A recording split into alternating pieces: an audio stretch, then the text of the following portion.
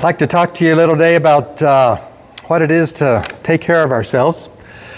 A lot of times we've heard about this, and we've heard lists, and we've tried it, and it just seems like things always seem to get in the way, and it never gets going. Let me ask you a few questions, though, and this might help with the motivation end of it.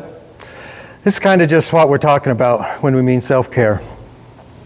What are the ways that you process your strong emotions? It could be anger, anxiety, deep sadness, fear of failure, the highs that come with it, or the emotional states we get into where we want to violate some of our boundaries that we've set up for our own behavior.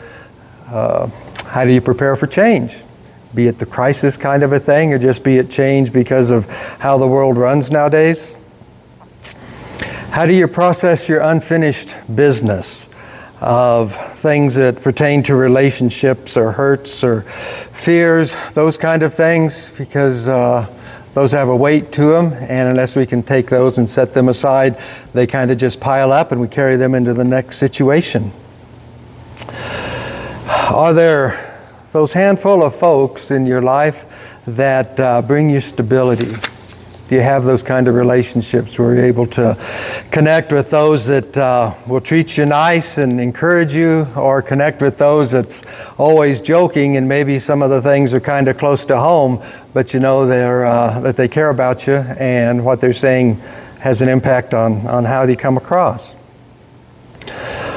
What self-care steps do you need to take because of your particular situation in life, be it gender things or your position or race things? Are there things that you have to do to take care of yourself in different situations that others without those particular traits wouldn't have to worry about? What habits are already up and running in your life that kind of make the self-care piece just always get pushed to the back? Sometimes we just think we're too busy and I can't afford another thing to do. Sometimes we just don't see the value in things, but we have habits of being, and a lot of times those are what get in the way of us changing and beginning to do something new.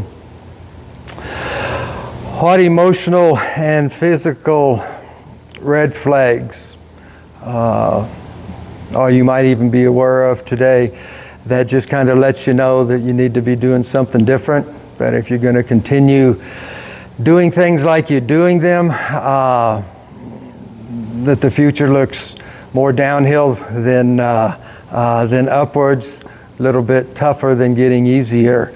I remember we had a young doctor said in a debriefing here a few weeks ago, and he came not because of the certain thing that we were talking about, but because of his history. He'd finally got to a place where what he used to do didn't work anymore. And he could see some things in himself, some worries or some sleep issues, some things that just kept playing back in the video cassette in his mind. And he just knew he needed to start doing a few things different. A lot of times what we've done all along, we come to a point to where we need to find a few things new.